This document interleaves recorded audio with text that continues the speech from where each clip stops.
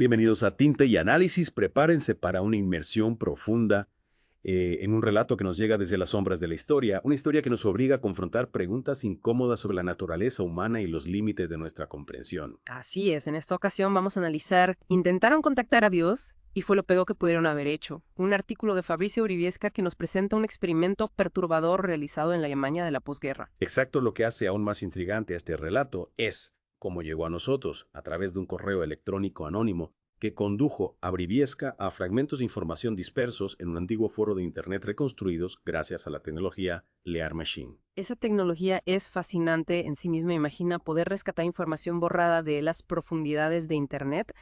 Pero volviendo al tema, la historia nos sitúa en Alemania de 1951, apenas 6 años después del final de la Segunda Guerra Mundial. Un periodo histórico crucial, ¿verdad? La ciencia estaba en pleno auge impulsada por los avances tecnológicos de la guerra, pero también por un deseo, quizás desmedido, de comprender los límites de la experiencia humana. Precisamente, y en ese contexto nace el proyecto Eclipse, un experimento con un objetivo escalofriante: contactar a Dios a través de la privación sensorial. El artículo se centra en la historia de Nikolai, un prisionero de guerra elegido para este experimento por su ateísmo declarado, y aquí es donde la narración se vuelve realmente perturbadora. Perturbadora es una palabra suave para describir lo que le hicieron a este hombre. Le quitaron la vista, inyectándole un líquido corrosivo en los ojos, destruyendo completamente sus córneas, pupilas y retinas. Es difícil siquiera imaginar la oscuridad absoluta que debió experimentar en ese momento. Pero la cosa no termina ahí. Para anular su audición, le perforaron los tímpanos y le llenaron los oídos con cera de plutonio, un material que, según el artículo, era utilizado en algunos experimentos de la época por su densidad y capacidad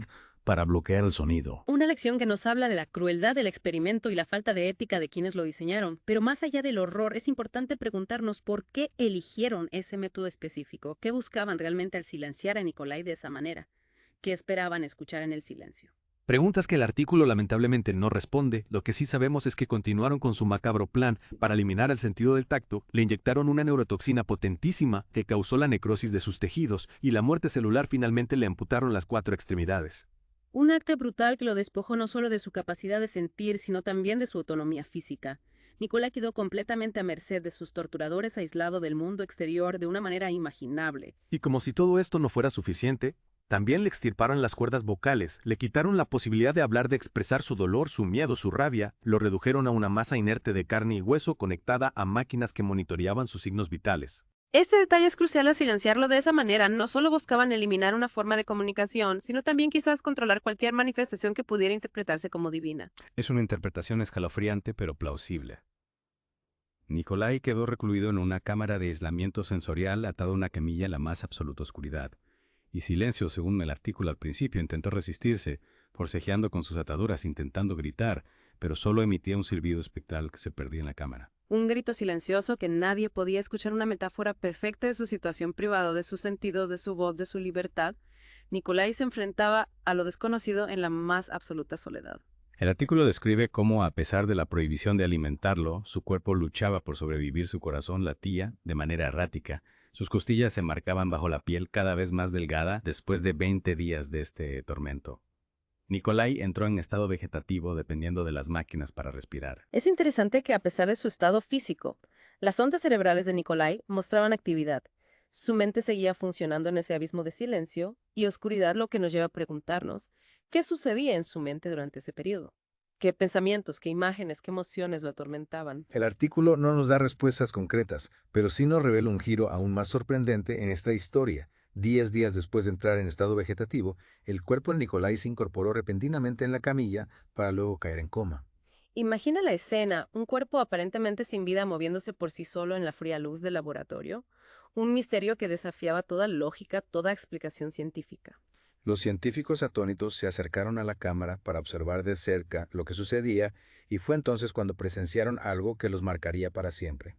Algo que sobrepasaba los límites de la comprensión humana. De las heridas de Nikolai comenzó a brotar un líquido negro viscoso, como si su cuerpo se descompusiera en vida. Su boca se abrió, y de ella emanó un sonido. Un sonido, dices. Pero si le habían extirpado las cuerdas vocales. Es exactamente un sonido gutural potente que agrietó el vidrio de la cámara y destrozó los altavoces del laboratorio. Era como si las cuerdas vocales de Nikolai, convertidas en tejido cicatricial, hubieran cobrado vida propia en un último y desesperado esfuerzo.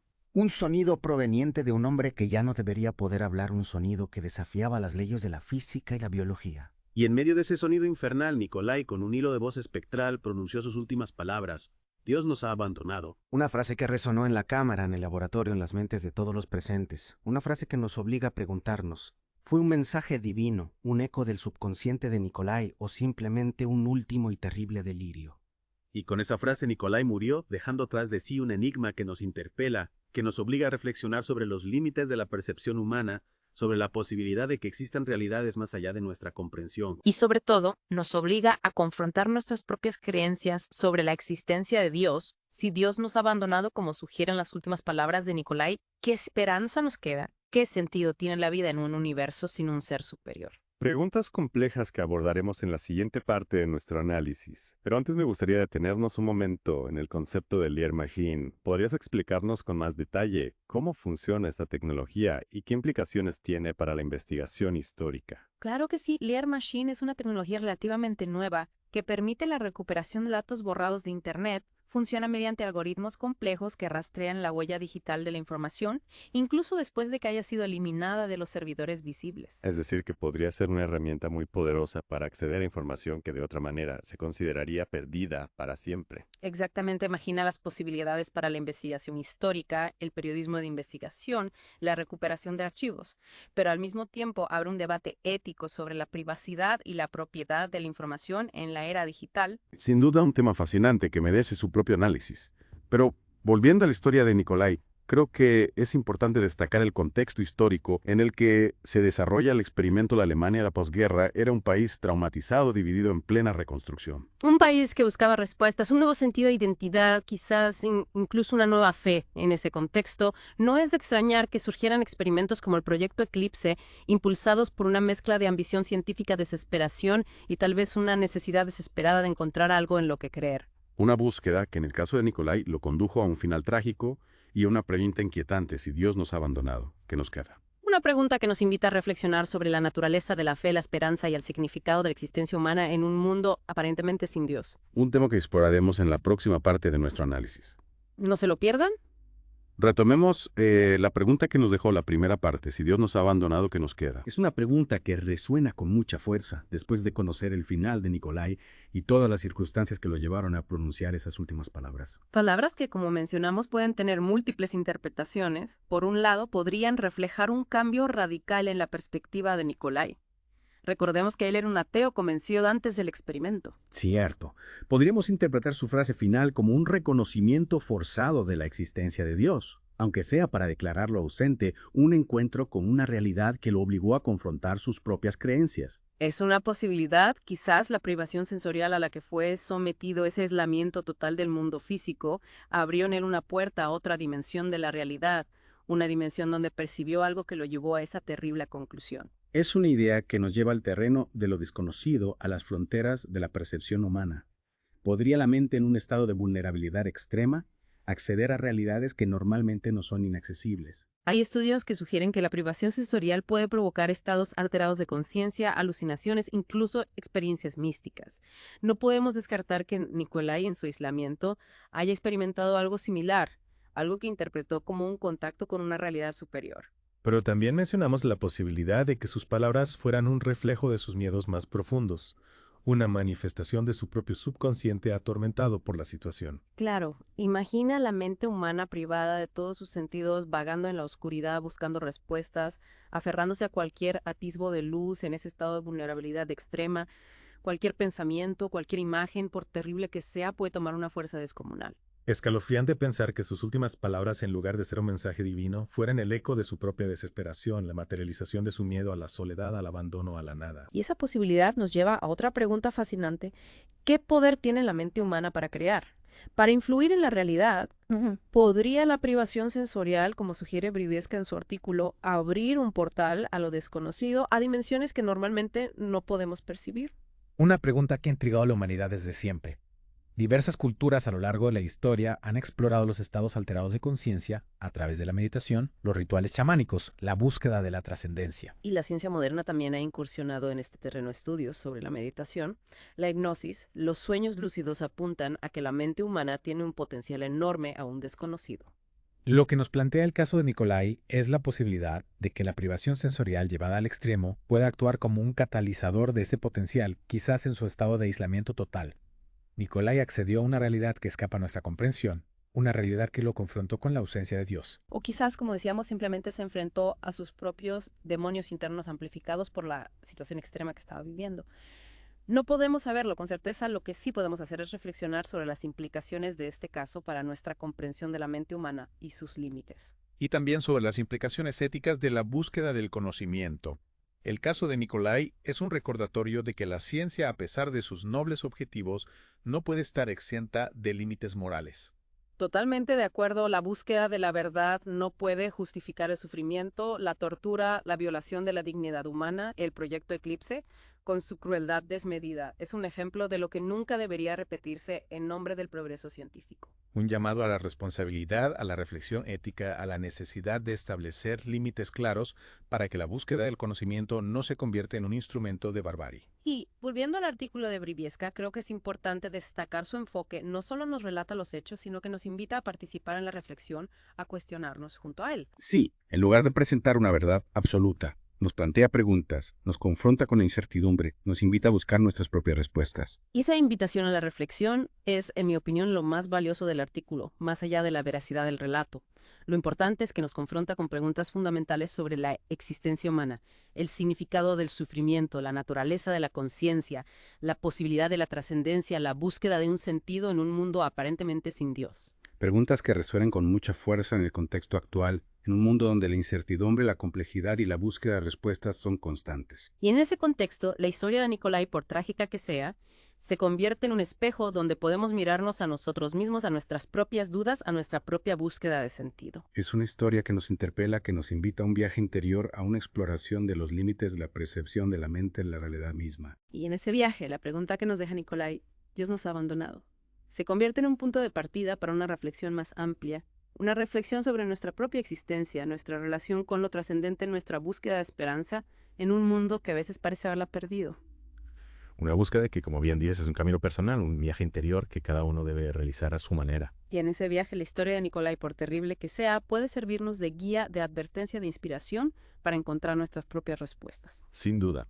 Y con esa reflexión creo que podemos dar por concluida la segunda parte de nuestro análisis. Los esperamos en la próxima entrega, donde exploraremos las implicaciones del caso de Nikolai para la ciencia, la ética y la búsqueda de verdad en el siglo XXI. Volvemos a nuestro análisis del artículo de Fabricio Briviesca. Intentaron contactar a Dios y fue lo peor que pudieron haber hecho. En las partes anteriores exploramos los detalles perturbadores del experimento, la figura trágica de Nikolai y las múltiples interpretaciones de sus últimas palabras. Dios nos ha abandonado. Una frase que nos ha llevado a reflexionar sobre la naturaleza de la fe, la posibilidad de la trascendencia y el potencial de la mente humana en situaciones extremas. Pero, ¿qué implicaciones tiene este caso para la ciencia, la ética y la búsqueda de verdad en el siglo XXI? Es una pregunta crucial. El proyecto Eclipse, con su enfoque despiadado y su falta de ética, nos obliga a repensar los límites de la investigación científica. Totalmente. A pesar de que este experimento se llevó a cabo hace décadas, nos recuerda que la búsqueda del conocimiento no puede justificar cualquier medio. La dignidad humana, el respeto por la vida y la integridad de las personas deben ser principios innegociables en cualquier investigación. De acuerdo, es fundamental que la comunidad científica reflexione sobre este caso y establezca protocolos más estrictos para evitar que se repitan este tipo de atrocidades en nombre del progreso. Sin duda, la historia de Nikolai nos muestra las consecuencias devastadoras de una ciencia sin ética, de una búsqueda del conocimiento deshumanizada. Es un llamado a la responsabilidad, a la necesidad de un diálogo constante entre la ciencia y la sociedad para asegurar que la investigación se realice con criterios éticos y respeto por los derechos fundamentales. Y hablando de responsabilidad, me gustaría retomar el rol de Fabricio Briviesca en esta historia. ¿Cómo valora su trabajo como periodista al presentar este caso? Creo que Briviesca hace un trabajo admirable al rescatar del olvido.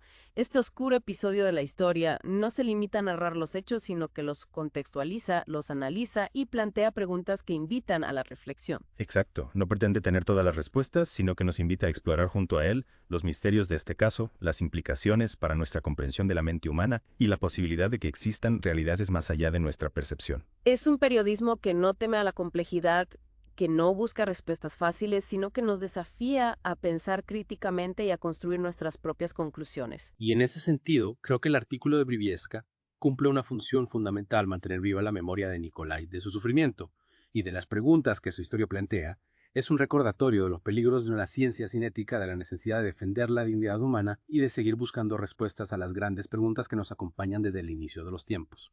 De acuerdo, la historia de Nikolai, por trágica que sea, nos invita a un viaje interior, a una exploración de los límites de la percepción de la mente de la realidad misma, nos confronta con la fragilidad de nuestra existencia, con la incertidumbre de lo que hay más allá de nuestra comprensión. Y en ese viaje creo que es importante no perder de vista la esperanza, aunque Dios nos haya abandonado, como sugieren las últimas palabras de Nikolai.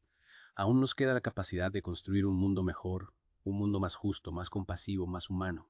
Es una tarea que nos exige responsabilidad, valentía e imaginación, pero también es una oportunidad para reafirmar nuestra humanidad, para demostrar que incluso en la oscuridad somos capaces de encontrar la luz. Y con esa reflexión, creo que podemos dar por finalizado nuestro análisis del artículo de Fabricio Briviesca. Esperamos que este deep dive les haya brindado nuevas perspectivas, les haya hecho cuestionar sus propias ideas y les haya inspirado a seguir explorando los misterios del mundo que nos rodea. Hasta la próxima. Hasta la próxima.